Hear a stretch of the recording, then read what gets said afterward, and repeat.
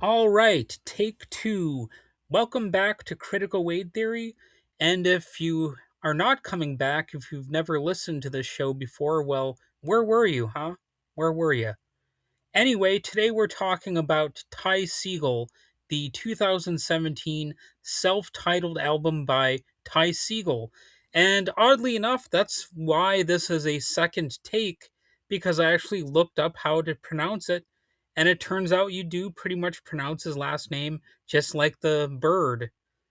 And this is, oddly enough, the second self titled album released by Ty, and that detail actually is significant. It's a little bit symbolic. This record came out on January 27, 2017, on Drag City Records, the same record company that has the Red Crayola on it, by the way. And by that point in 2017, Segall was already deep into his career. This was his ninth studio album, nearly a decade after his raw, scrappy 2008 debut that I also reviewed on this podcast. And that was also self titled. So calling this one Ty Segall again feels intentional, like a reset or a sort of statement, and it sounds like a statement, really, if you listen to the album. So let's start with how it was made. The album was recorded with Steve Albini, a name that immediately signals something specific. Albini is known for live in the room recordings, minimal polish, few, if any, tricks. What you play is what you hear for the most part, and that approach shapes the entire record. Instead of a solo project with overdubs stacked on top of each other, Segall went in with a full band, later known as the Freedom Band, and recorded it like a real rock album with a famous album engineer. Steve Albini does not like to be called, or he did not like to be called, a producer, and that's something that comes up a lot whenever you read up on Steve Albini in like a magazine or an online article. They'll mention that he hated to be called a producer. So let's call him the engineer. And just a little side note here, the one of the first albums that I ever owned was produced, or I should say engineered, by Steve Albini, and that was Nirvana's In Utero. So I've got a bit of a history with Steve Albini in that regard. The other album that I first bought was the Offspring's Smash album, and it's interesting how so many of these legendary rock albums have some stuff in common. Steve Albini was also a great collaborator with a lot of other bands, and of course this goes into the modern rock renaissance, if you will, or the garage rock renaissance that I suppose you could say that Ty Segall represents. And the lineup is also interesting here. You have Ty Segall on vocals and guitar. A man named Emmett Kelly plays guitar alongside him, bringing a sharp melodic edge. Michael Cronin is on bass and backing vocals. Chris Mutart handles drums, and Ben Boy adds piano and Wurlitzer, which turns out to be one of the quiet weapons on the album. So this is more of a full band. It doesn't just feel like, you know, Ty Segall's creation. It feels more like a band here for some reason. I don't know.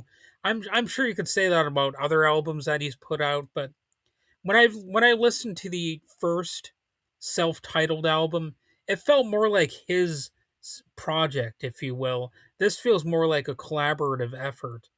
And Kelly once said the spirit of the record feels obvious when you listen to it, that there's a positive, almost joyful energy running through it.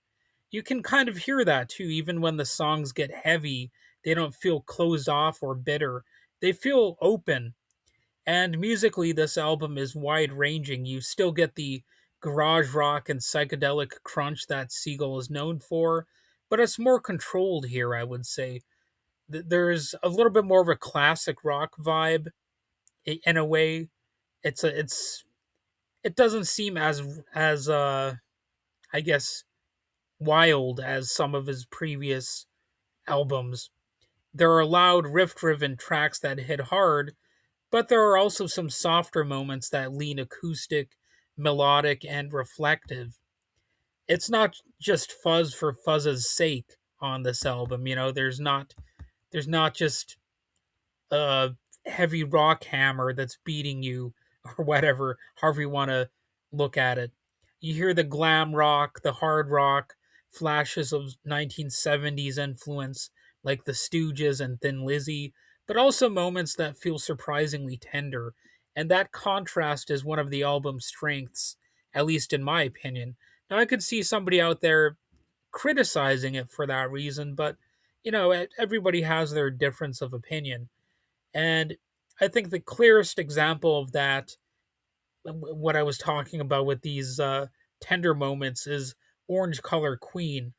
That song is sort of like the heart of the record. It's a love song that Segall wrote for his girlfriend, and it shows a side of him that isn't always front and center. It's warm, melodic, and sincere without being too sugary. There's no irony, no noise to hide behind. And, there is the other extreme, though, that's a little bit more epic and more rock oriented, like the track Warm Hands with Freedom Returned in the parentheses. This song stretches close to 10 minutes and feels like the album's centerpiece. It moves through different sections, builds, and releases tension, and lets the band stretch out. Lyrically, it's loose and searching. Everything churns with the track. It's expansive. And there are other highlights of the album too. Break a Guitar opens the album with confidence, heavy riffs, forward motion, no hesitation. Freedom pulls things back a little bit, leaning acoustic, but still rooted in rock. And there's a track called Take Care to Comb Your Hair, which blends folk textures with electric muscle, and it somehow works without sounding I you know too weird or anything like that. And across the track list, there's piano and organ that play a bigger role than on earlier albums. Ben Boy's parts give the songs space and structure, especially when the guitars get thick. That that added clarity is one of the big differences between this record and something like Emotional Mugger or Manipulator. And critically, the album is a success. It holds a Metacritic score around 82, which signals pretty broad acclaim. Reviewers kept coming back to the same ideas. There's strong songwriting, real stylistic range, and a sense that Segall had leveled up as a band leader. And Pitchfork would later say that in all of his mood swings, Ty Segall had become one of the best pure rock and roll songwriters of the 21st century. And this album is a big reason why that claim seems to carry some weight. So I would say that this album is an accessible entry point.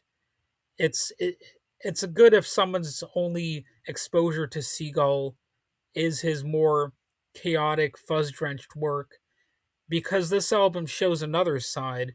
It's still loud, still raw at times, but more melodic and intentional. So it's always nice, in my opinion, to see that somebody doesn't just have one way of expressing themselves. So you could say that this album marks a shift. Segall moves away from the anything goes garage rock psych approach and leans into some more classic rock structures without sounding too retro or stiff. The Albini recording process captures the power of the band as a unit. Just, it's not just Seagal as a personality. Lyrically, the album circles around love, anxiety, and existential unease. those timeless old tropes, I suppose you might call them.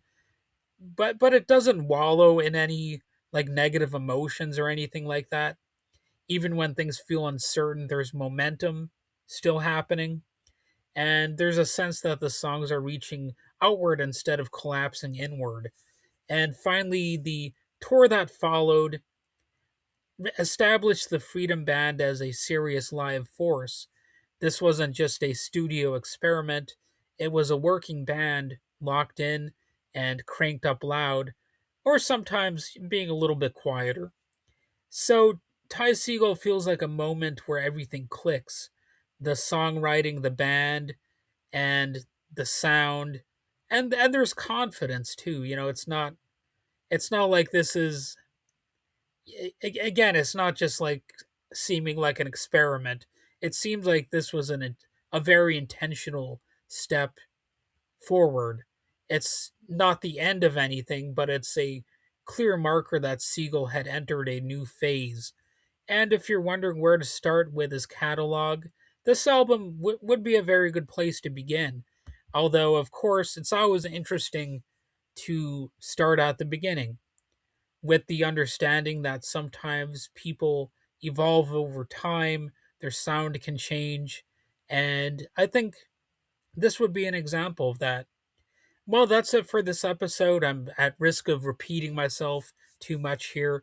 So thanks for listening if you made it through the if you made it through this, and feel free to subscribe, and yeah, I guess I've said enough. Have a good day.